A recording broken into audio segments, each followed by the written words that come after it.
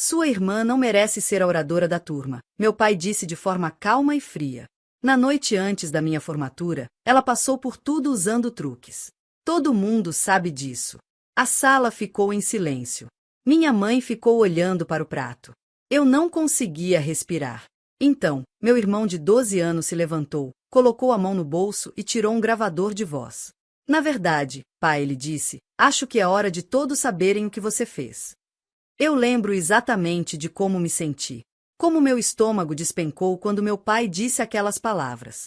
Como os feijões verdes no meu prato de repente se tornaram a coisa mais interessante do mundo, enquanto eu me recusava a fazer contato visual com qualquer pessoa. A sala de jantar na nossa casa nunca pareceu tão pequena. As paredes se fechando a cada respiração que eu dava. Renata não tem o que é preciso, meu pai continuou, cortando seu bife com precisão cirúrgica, como se estivesse dissecando a minha carreira acadêmica. Nunca teve. É tudo fumaça e espelhos. Eu tinha 18 anos, me formando no ensino médio no dia seguinte, com uma bolsa integral para a faculdade mais prestigiada do país.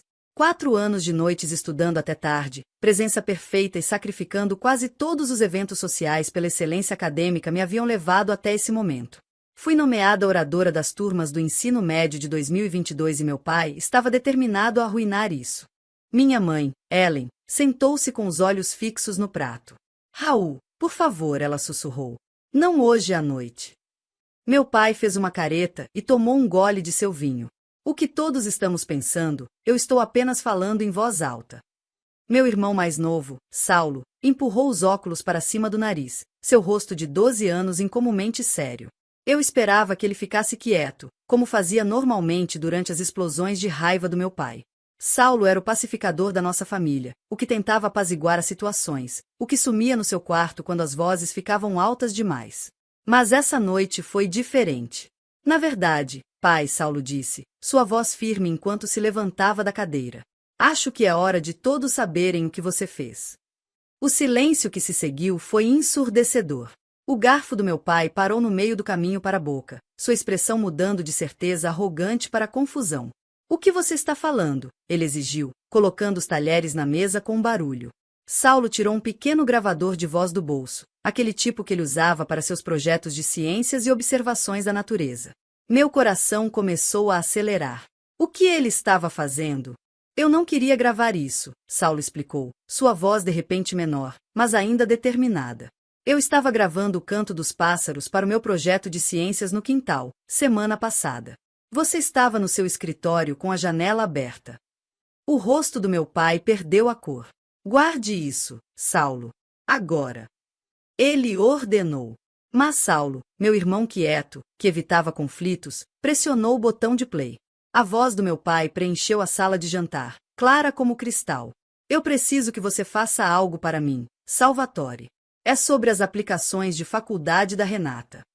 Eu reconheci o nome Salvatore Galina, o presidente do conselho escolar e amigo de golfe do meu pai. Essas cartas de recomendação precisam desaparecer, a voz do meu pai continuou na gravação. Substitua pelas que eu te enviei. Faça parecer que ela tem dificuldades, que ela é instável. Minha mãe ofegou, colocando a mão na boca. E as notas dos testes padronizados, a voz gravada de meu pai continuou. Elas precisam ser sinalizadas para revisão. Cria alguma dúvida. A faculdade precisa cancelar essa bolsa. Ela não pode sair. O negócio precisa dela aqui, trabalhando para mim depois da formatura. Saulo parou a gravação, sua pequena mão tremendo levemente enquanto ele colocava o dispositivo sobre a mesa. Tem mais, ele disse calmamente, sobre como você invadiu o e-mail dela para cancelar as visitas às faculdades. Como você disse ao professor de matemática dela que ela estava colando, quando não estava. A sala girou ao meu redor.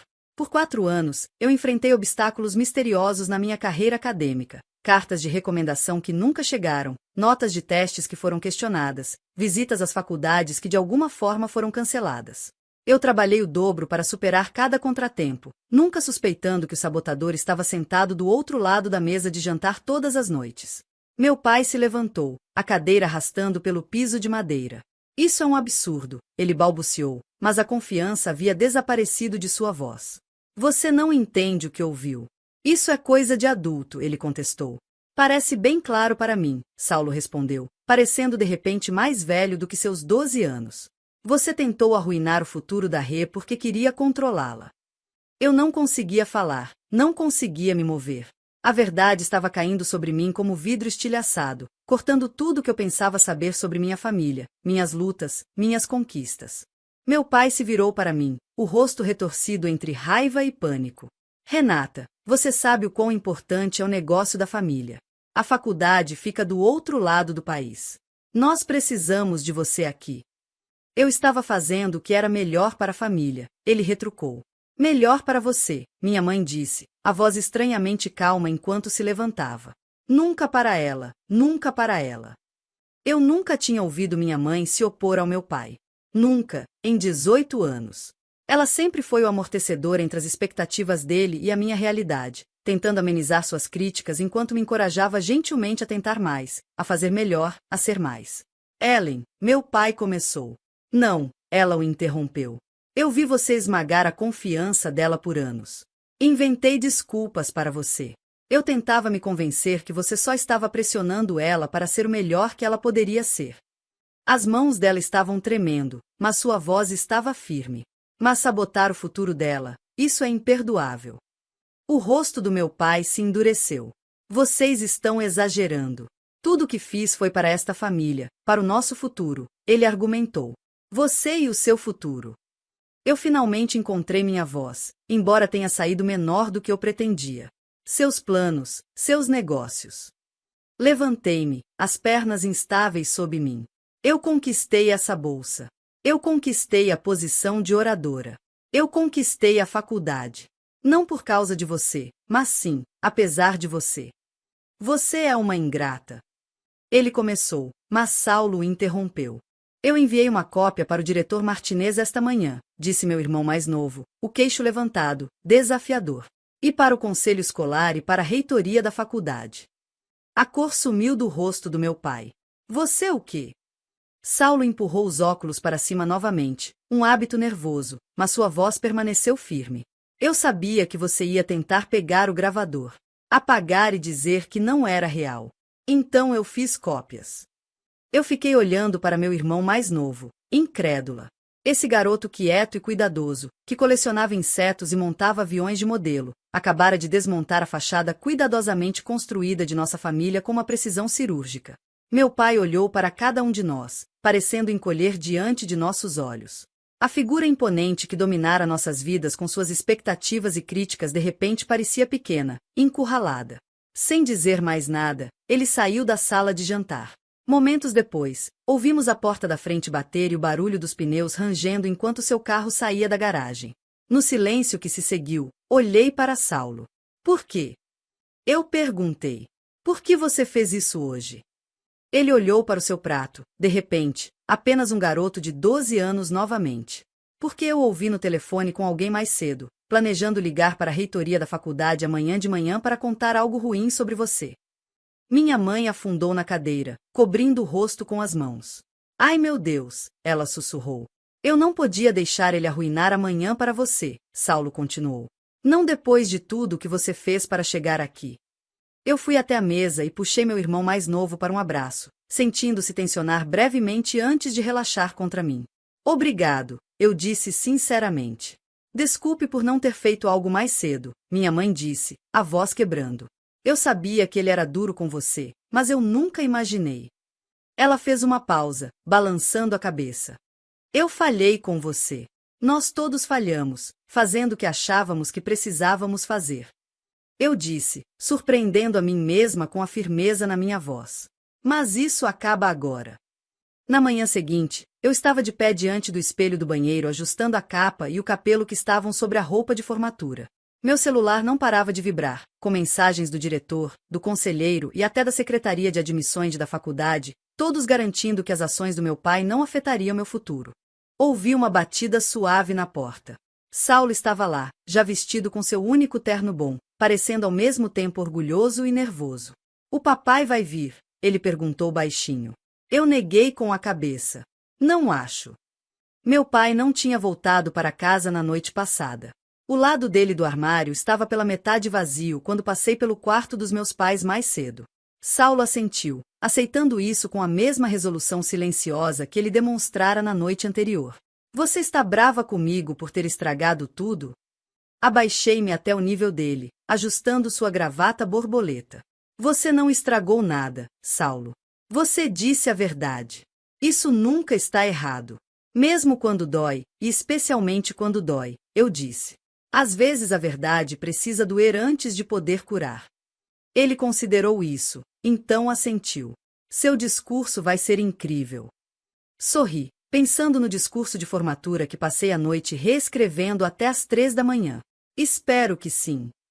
Vai ser, ele disse com a certeza absoluta que só um garoto de 12 anos poderia ter. Por que você também está dizendo a verdade agora? O auditório estava lotado. Fileiras de alunos formandos em suas capas e becas, famílias orgulhosas segurando buquês de flores e câmeras. Eu varri a plateia enquanto me sentava no palco com os outros alunos honorários e autoridades escolares. Minha mãe e Saulo estavam na terceira fileira, exatamente onde prometeram estar. O assento ao lado deles, reservado para meu pai, estava vazio. Quando o diretor Martinez chamou meu nome, os aplausos foram estrondosos. Notícias se espalham rápido em cidades pequenas, e, embora os detalhes do que aconteceu fossem privados, os boatos sobre as tentativas do meu pai de sabotar meu futuro já começavam a circular. Eu me aproximei do pódio, desdobrando o discurso que eu havia reescrito nas horas escuras da manhã. A versão original estava cheia de lugares comuns sobre perseverança e seguir os sonhos. Segura, esperada, esquecível. Esta era diferente. Colegas formandos, ilustres convidados, família e amigos, comecei, minha voz mais forte do que eu esperava. Nos dizem que o ensino médio é sobre descobrir quem somos, do que somos feitos, o que valorizamos. Olhei para cima, encontrando o olhar encorajador de meu irmão. O que eles não nos dizem é que, às vezes, essa descoberta tem um preço. Às vezes, aprendemos que os obstáculos em nosso caminho não foram colocados lá para nos tornar mais fortes, mas para nos segurar. E às vezes, esses obstáculos vêm das pessoas que pensamos que nos apoiariam mais. Um silêncio caiu sobre o auditório.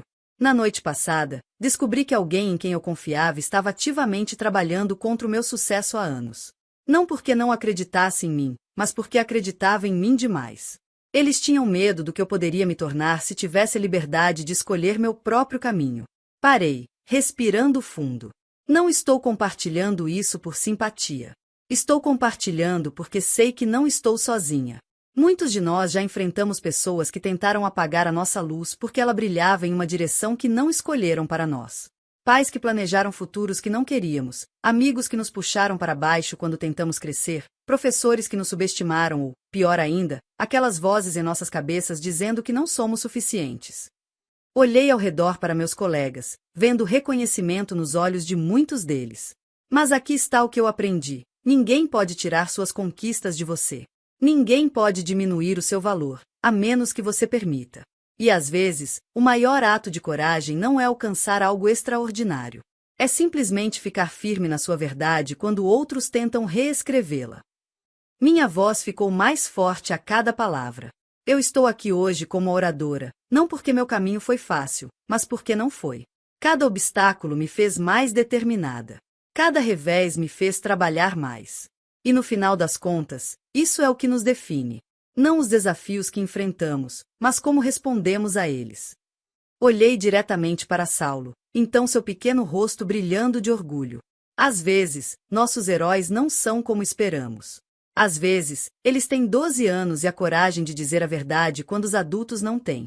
Muitas vezes, são os amigos que acreditaram em nós quando nós não acreditamos em nós mesmos.